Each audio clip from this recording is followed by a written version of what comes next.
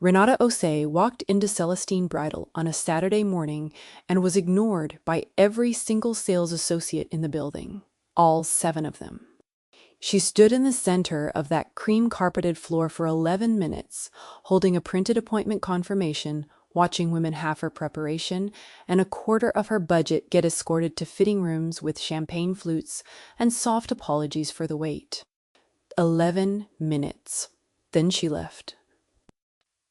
What she did not know, standing in that parking lot, pulling her coat closed against the October wind, was that the owner of the building she had just walked out of was sitting 40 feet away in a black sedan, watching the same thing she had just lived through.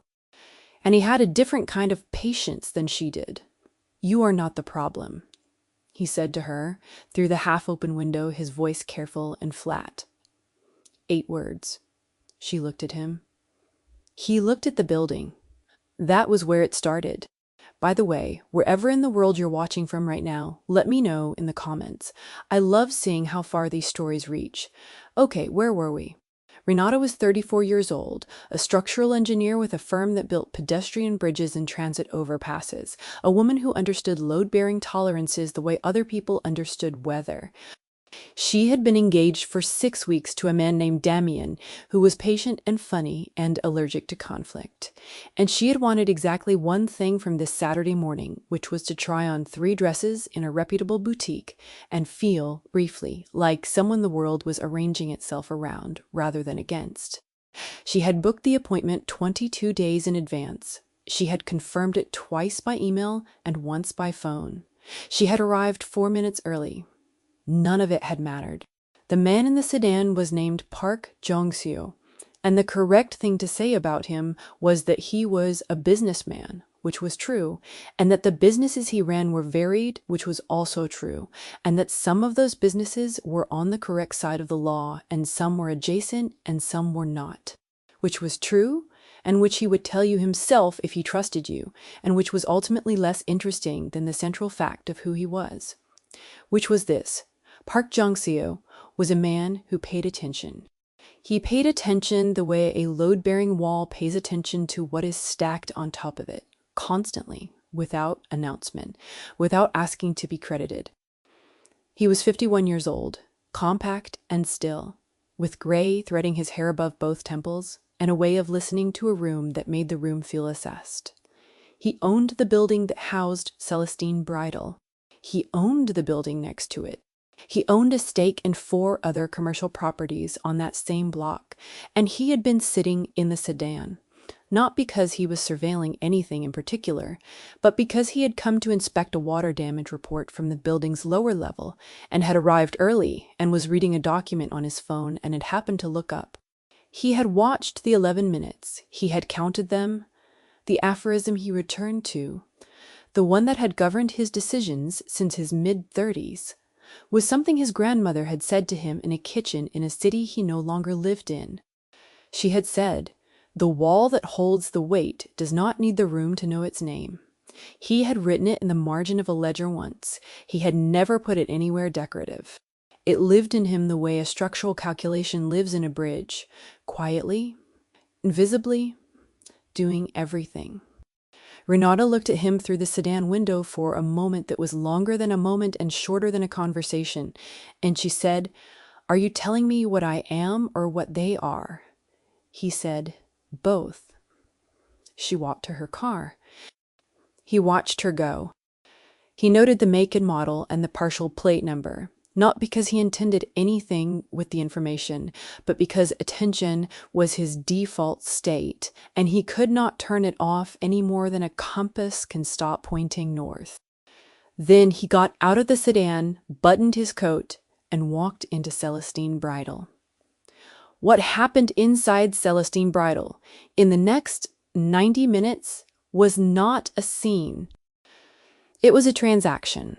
And like all real transactions, it was quiet and irreversible and slightly nauseating to witness, if you had any sensitivity to the mechanics of power. Park Jong-seo did not raise his voice. He did not make speeches. He introduced himself to the manager, a woman named Solveig, as her landlord's representative, which was accurate. He asked to see the lease. She told him that was not a customer matter. He agreed with her and asked again, this time showing her a document on his phone that clarified exactly which entity held the title to the building and exactly which subclause of the commercial tenancy agreement gave that entity the right to inspect the operational records of any business housed within. She looked at the document for a long time. He waited. She produced the lease. He read the relevant sections. He thanked her. He asked about the boutique's insurance classification and whether the covered categories included discrimination liability. She said she did not know. He said that was fine and he would make note of it. He asked for the name of the ownership group. She told him. He wrote nothing down because he remembered everything, and then he said he would be in touch, and he left. In the sedan, he made 2 phone calls. The first was to his lawyer, a woman named Constance, who had represented him for 14 years and who charged rates that other lawyers described to each other in hushed tones. He told her what he had observed. He asked her to look into the discrimination exposure question at the commercial tenancy level. She said she would have a preliminary assessment to him by Monday. He said thank you. The second call was more interesting. His operations manager, a man named Gil, who handled the day-to-day of the property portfolio and who had been with Park for 11 years, answered on the second ring. Park said find out who books appointments at Celestine, how far back the records go, and whether there is a pattern.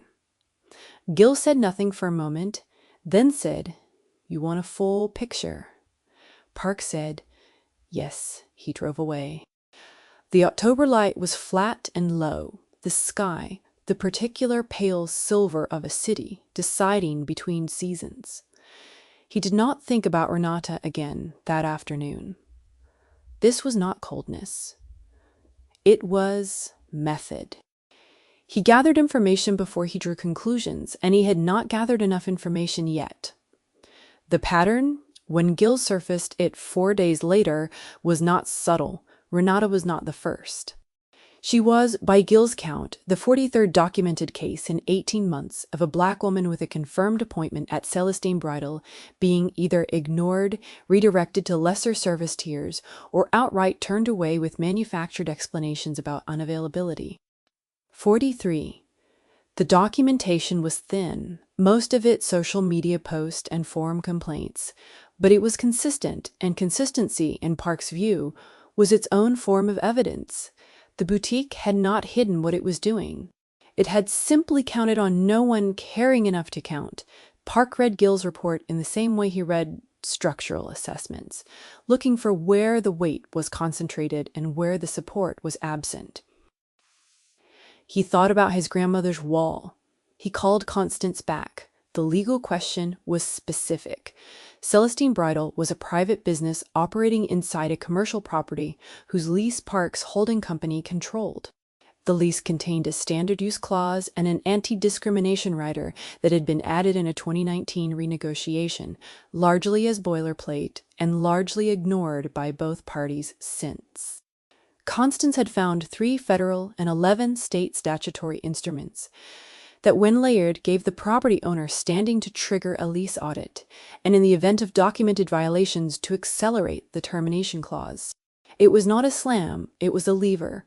It required documentation to move. Park said, "I want to find her." Constance paused. She was not a woman who paused often. She said, "The woman from Saturday." He said, "Yes."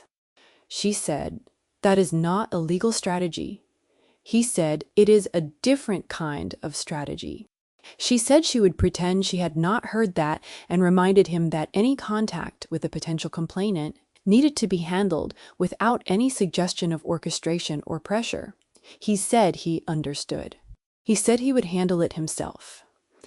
Constance's silence on the line had the specific texture of a woman choosing her battles, and then she said, "I want a detailed memo from you after, and I want it time-stamped." He agreed. He found Renata through her firm's public staff directory. Her name was there, her title, a professional photograph. He did not contact her through the firm. He drove on a Thursday evening to a coffee shop 2 blocks from the firm's office. the kind of place that stayed open late because its neighborhood was full of people who worked late, and he sat at a corner table and he waited. Not because he was certain she would appear, but because the firm was 3 blocks north and the coffee shop was directly on the most logical walking path to the nearest transit stop. And he had learned over many years that patience and positioning were the same thing. She came in at 6:47. She did not see him at first, she ordered.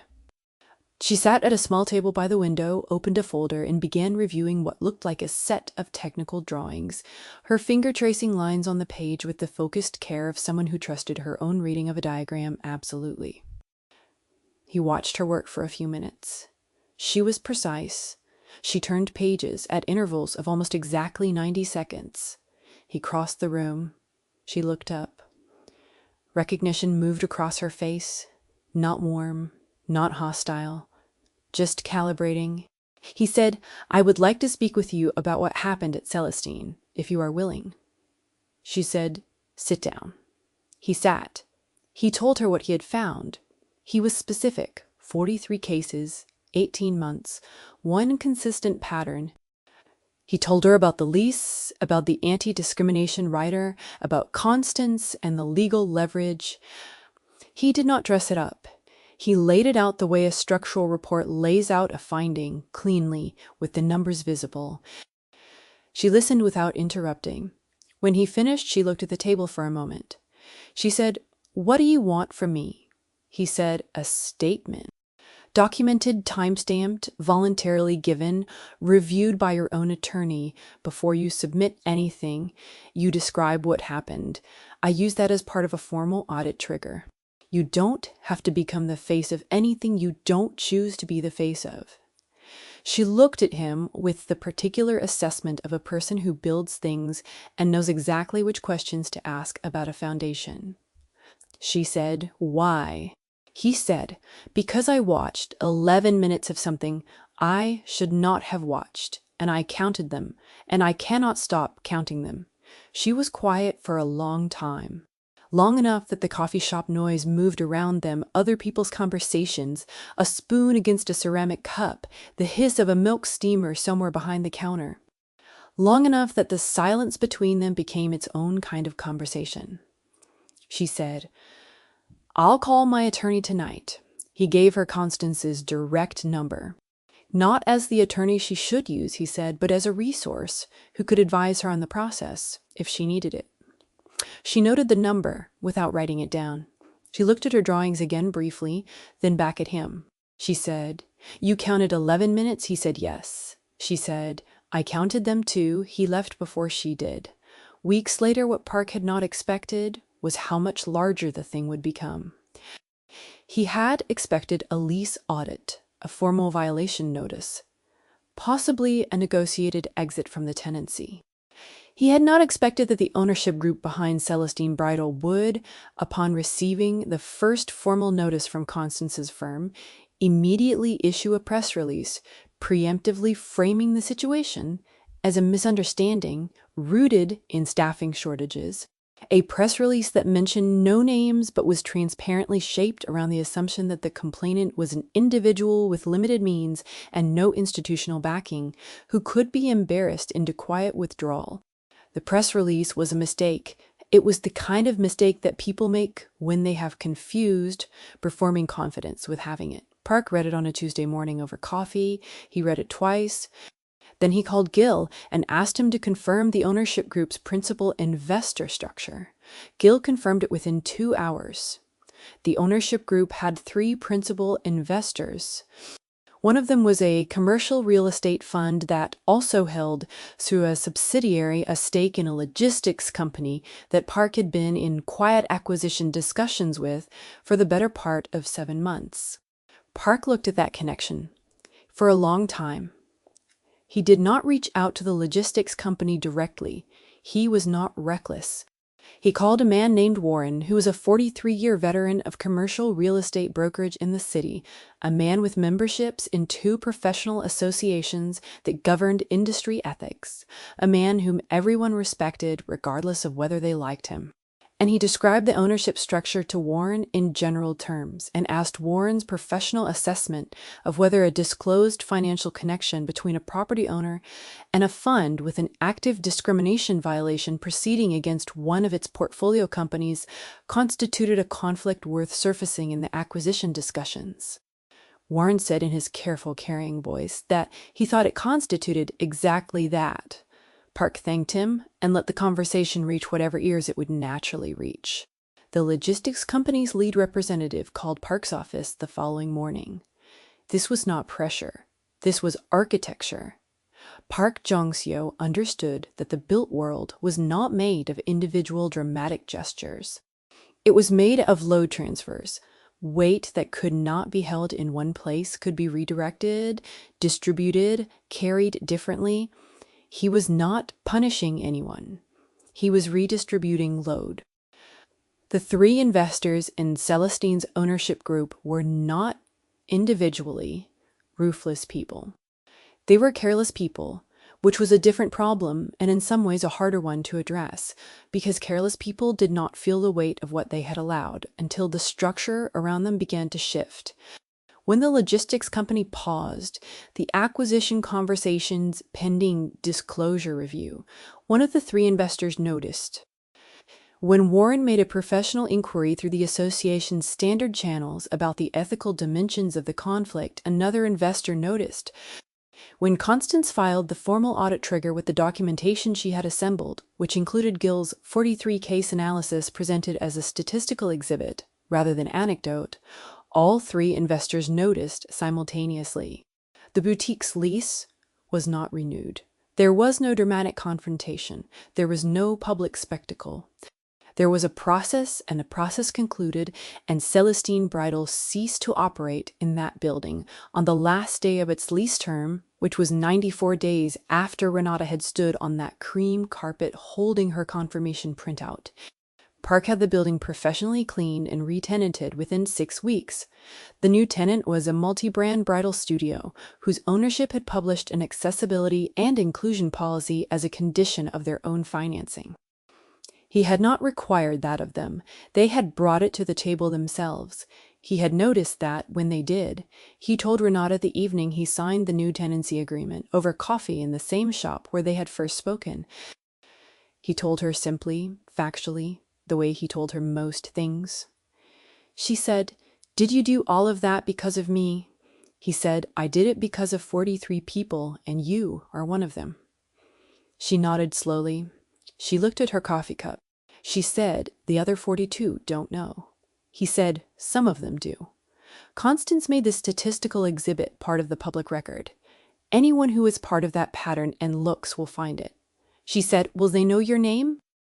He said no. She was quiet again.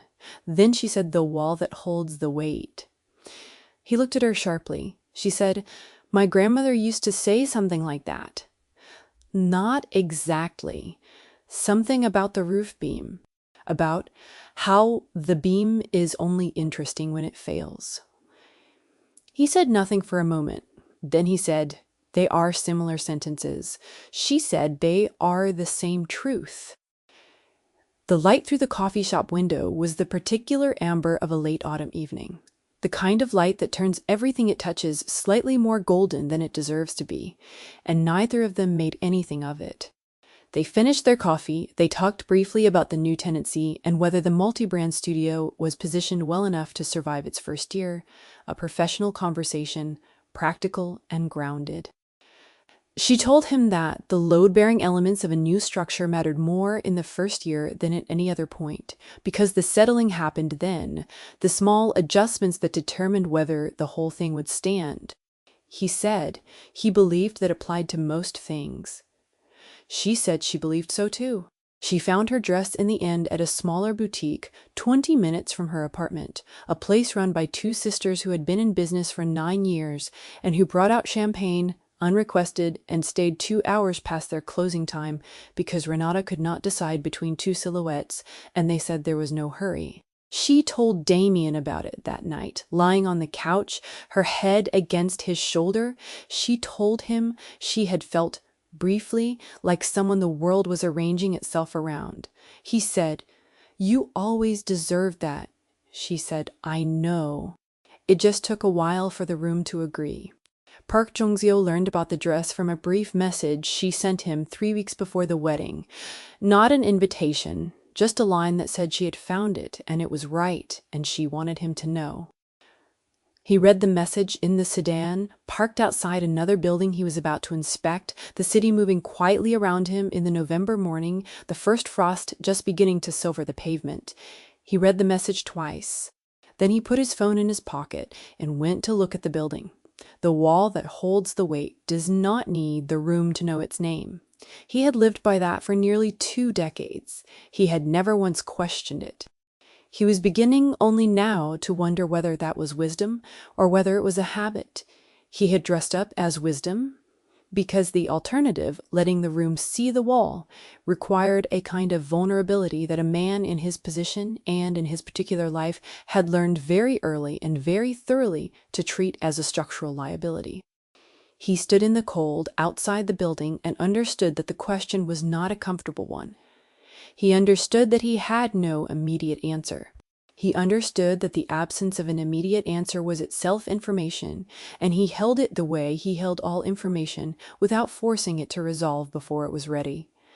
Months later, after the wedding, after the formal processes concluded, and the public record settled, and the 43 women who were part of that statistical exhibit became a citation in a professional association's revised guidance on commercial tenancy anti-discrimination enforcement, Park and Renata had dinner. Not coffee, dinner at a restaurant, with good light and a long menu and enough ambient noise to make the silence between them feel chosen rather than awkward. She was different. Not fundamentally. The precision was still there, the assessed look, the questions that arrived already containing most of their own answer. But she was lighter. He could not have quantified it and did not try. He simply observed it, the way he observed everything, and noted it. She asked him about his grandmother. He told her, not the whole story, the part about the kitchen, the sentence, the margin of the ledger, the way certain truths arrive already in their final form, needing no revision, only repeated acknowledgement. She told him about the roof beam sentence. Her grandmother had been a builder's daughter in a city that had spent 40 years rebuilding itself, and she had grown up with the specific pragmatic faith of people who have seen structures fail and also seen them rise.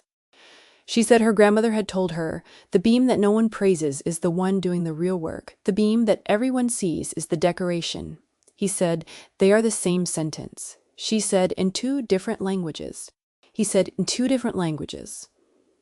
Yes, the restaurant light was warm. The menu sat unopened between them because they had already ordered. Outside, the city was doing what cities do in the evenings, rearranging itself, its lights finding the water on the pavement from an earlier rain, each reflection incomplete but somehow sufficient. She said, "I want to ask you something and I want a direct answer." He said, "All right."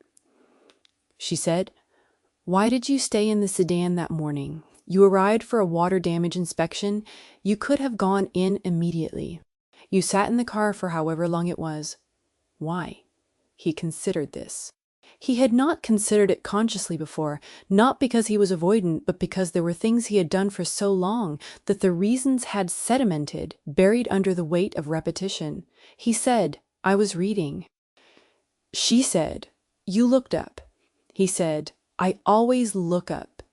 She said, "Why?" He said, "Because things happen while people are looking at their phones. And I decided a long time ago that I would rather see the things that happen than have an uninterrupted reading session." She said, "That is still not the full answer." He was quiet. The food came. They paused for the server and thanked her and waited until she had moved away. He said, "When I was 29, I missed something. Something that was happening in front of me for a long time that I did not see because I was, in a very literal sense, looking at documents. And what I missed had consequences that I spent the following 8 years repairing, partially, never fully. And I decided after that to look up." always to look up. She did not ask what he had missed. She understood that the specifics were not offered. She said, "So you looked up and you saw 11 minutes." He said, "I looked up and I saw 11 minutes." She said, "And you counted." He said, "I counted." She ate for a moment. She said, "I count things too. It's an engineer's failure mode. You can't stop measuring. Once measuring is how you understand the world." He said, "I don't think of it as a failure mode." She said, "What do you think of it as?" He said, "Attention, just attention." She looked at him across the table in the warm restaurant light with the assessed expression of a structural engineer examining a load path she has only recently begun to understand. She said, "The wall that holds the weight does not need the room to know its name." He said, "But," she said, "but it might be all right if one person knew." He did not answer immediately.